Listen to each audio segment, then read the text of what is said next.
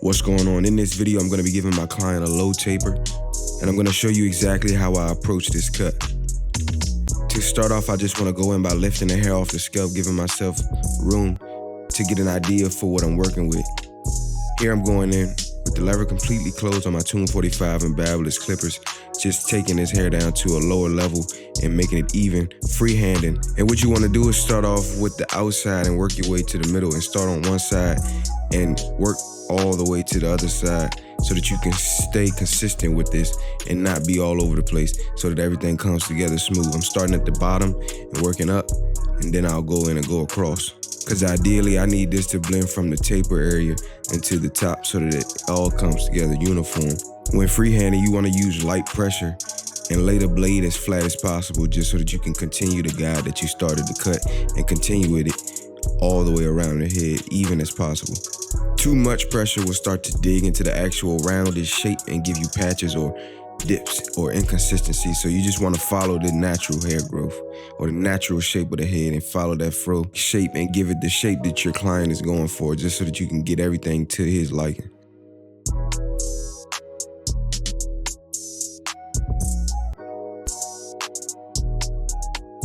Now that I have the top down to the length that I'm going for, I'm gonna go in with the lever completely closed to set in my first initial guideline, and now I know exactly where I can start and end this taper at.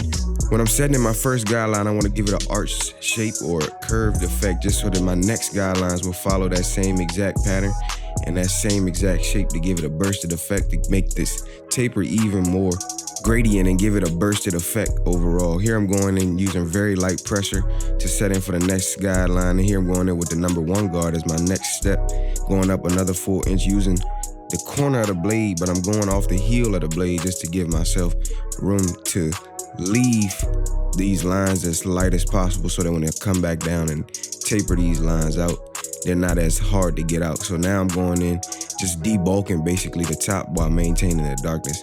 Here I'm going in with the highest guard that I'm going to use, and that's my 1.5 guard with the lever completely closed, going off the shape of the head and the heel of the blade just to give myself room for error. And now I'm going to follow up with the 0 guard or the 0.5 guard with the lever completely closed right up under where I went in with the 1 to detail the darkness there. And as you can see, the tapers are already coming together. Here I'm going in, working my way open to close with no guard at all, detailing the very bottom of that taper and getting rid of the very bottom line completely. Here I'm going to follow up on the next side and do the same exact steps, giving myself room to create gradiency here. So I'm going up a good enough amount just to create that balded effect at the very bottom, while still giving myself room to set guidelines in and take control of this very panel that I'm working in. And I go up enough in order to give it a blended effect while still maintaining the small area space to work with. As you can see, flicking out gives me room for the errors that I could make, but I also don't want to put in hard lines. So I want to put everything in soft so it's easier to take it out. But going up high enough in the taper gives you a blended effect, not necessarily leaving it too low, so that I can have some type of framework to where I start off at with a hard line. I'm just basically lightening up the very top and debulking the very top little by little in order to take out that very bottom line. Again, to take out that one line is my goal. I don't necessarily want to set in hard lines moving up. I just want to be able to debulk the top and work my way back down and slowly just blend out the very bottom line. So as you can see here, my goal is to debulk into the top of the fro and get it to a length where everything is blended from here down. But at the same time, I'm just playing erasing game and just erasing any darkness that stands out and makes this blend inconsistent.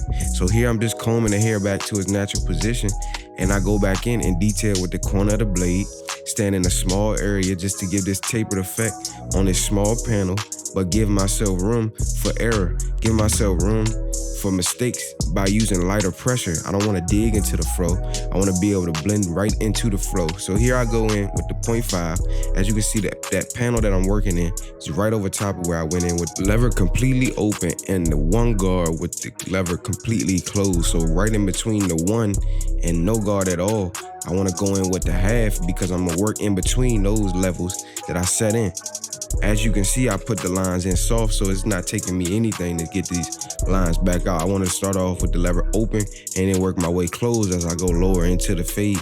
But I also want to be detailing on the corner of the blade little by little Here, working my way back to no guard at all with the lever completely open. And now I'm halfway through there. So I'm gonna drop halfway and work my way down to completely taking out that first initial line that I put in from the jump. Slowly but surely, you can see this taper is coming together great. Please let me know in the comment section below if you understand what I just said. I'm not necessarily trying to say anything that gives you any confusion. I want to be able to help you understand this and paint a picture for you to be able to get what I'm doing and why I'm doing it. Here I'm going in the back with the lever completely closed. Again, going up enough just so that I can create a balded effect. If I go in too low here, it's not going to give me the effect that I'm looking for. It's not going to give me the blended look that I'm going for. I gotta go up high enough to take out a lot of hair that's not necessary at the bottom of this fade or this bottom of this taper. Going up a full inch because I got more area to cover, I got more ground to cover, more space to work in. With the lever completely open, going up a full inch, and this is going to create that gradient effect. Going in with the lever completely closed, same step, different panel, going up a full inch, using the heel of the blade, as you can see, as I get towards the bottom of his occipital bone, just going off the shape of his head, giving myself room to make mistake. But that's not necessarily my goal to make a mistake. I'm just allowing myself the option to have that system or that structured effect with the strokes that I'm using in order to give myself room to be able to detail or take out any dark or inconsistent spots. And the reason that I'm doing that is because I don't want to run the risk of taking this too high. Debulking the top of this taper with the 2 guard with the lever completely closed. As you can see, this will be my last guard that I use on this taper, combing the hair back down to its natural position, giving myself an idea of where the hair will naturally lay. As you can see, I'm going over it several times to knock it all back down to that true 2 guard length, but I'm also using the heel of the blade because I'm trying to shape into the fro on top. So I have to comb everything back down, dropping down right under that, going in with the lever completely closed on my 1.5, following right up, staying consistent, using the same exact system, same exact motion, and I'm consistent here. As you can see, taking out that very bottom line right under that 2 that I set in with the 2. So now I'm following up under there, transitioning everything. Now I'm pulling this together slowly but surely, and I'm gonna walk from the 1.5, and I'm gonna walk down to what was in between the 1, and again, the lever completely open. So what's in between that is the 0.5. What is half of 1 guard? And that's obviously a 0.5 or 1/2. So when I'm 1/2 way through, I wanna go in with that half guard, but right up under that 1.5, I'm going back with my 1, following up with the lever halfway, just taking out anything that I couldn't get out with that 1.5. And that's a step that I threw in there in order to make sure that I'm following up and I'm putting up the shot so I can consistently take out the darkness by being safe and maintaining the darkness at the top. I want to take out the dark spots, but maintain the darkness. I'm gonna say that again. I want to take out the dark spots and the inconsistencies in my fade, and I'm gonna maintain the darkness at the top because I need this contrast.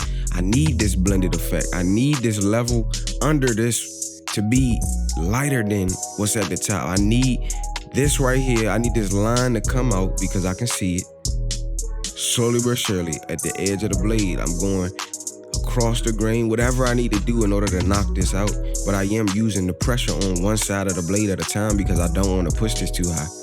Combing it back down, and I'm following right back up. Consistent. I know it's gonna work, and I know it's gonna come out every single time because I know my system, and I know it's bound to happen. I know it's gonna work if I stick to it. And so here I am following up, same exact steps, lightening up that line slowly but surely, and I'm gonna work my way right back to that first line that I put in.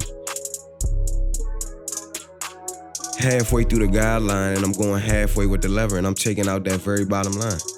The goal here is not to put in any more lines. I'm only trying to erase that 1 line that I put in, and I'm coming back to that every single time. As I go higher, I open up the lever, and I go higher in the blend. Lighter pressure, you can do that. There's no need to dig in the back of that or dig into the cut at all because you're only gonna run the risk of affecting the whole artwork that you just put together. You won't affect the whole masterpiece because you want to use heavy pressure and don't understand how hair works. When you cutting hair off, you gotta understand what it's doing and how it's working. Here I'm going in with the lever completely closed on a one guard, knocking the mustache down. Now I'm tapping in the very top, and I'm gonna tap in the lip line at its natural position, just to give it a natural cleanliness to his actual look. And this is what he wanted. Not too thin, not too thick, and now I'm just tapping the very bottom just to maintain consistency on each side.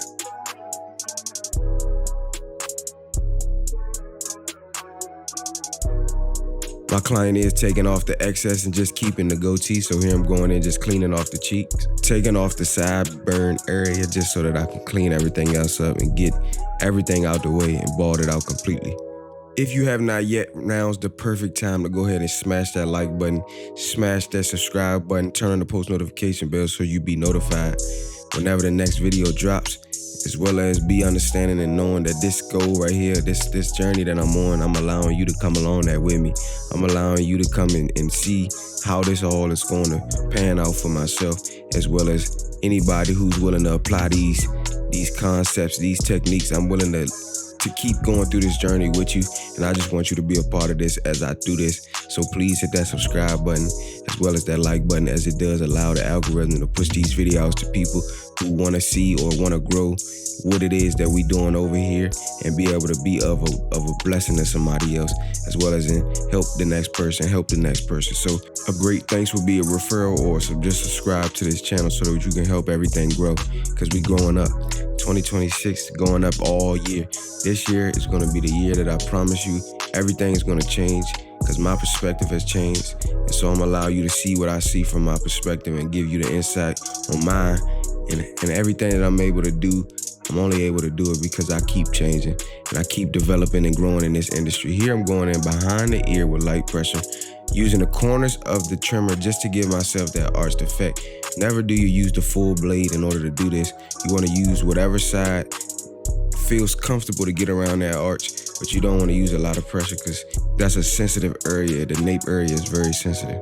Here I'm going in doing the C-cup, starting at the darkest or fullest point on the side as well as the top, and now I'm connecting both of the two and just creating that arched effect, pulling it together using the reference points that I put in just to give this a full effect, a full C. Matching it on the other side here at the very top and at the very bottom, so now I know where I'm gonna start and stop, and I'm gonna connect it right in the middle. That's fire. Clean up the excess hair, that's fire. I'm gonna comb it out and redo it, go over it, define it. I don't wanna push it back at all. I just wanna redefine everything that's at that line. Tapping in my vertical bars here. No need to push it back. I wanna keep it as light as possible, full as possible, make sure it's sharp as possible as well. This will set me up to go into the middle and work my way out. Boom, boom, straight line. You wanna use just the left side of the blade here, just picking up the trimmer and following up little by little in small increments. As you can see, my client is a little lighter towards the tip or the edge of his hairline, and so you don't want to push it back just to create that defined line. You can use holding spray to give you that ghost line effect, or you could use some type of astringent to give you that ashed line, or that ashed effect that gives you that invisible line. With the goatee, I just want to start at the very bottom and go completely across the shape of his chin, and then work my way on the outsides just to give it a full effect.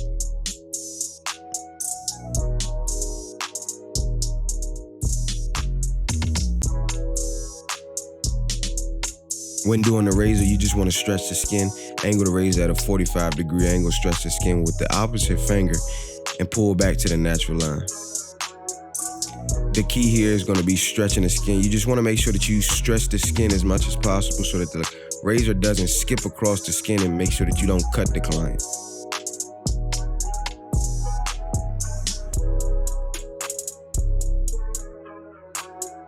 Clean up the excess, redefine it, and as you can see, it's literally that simple.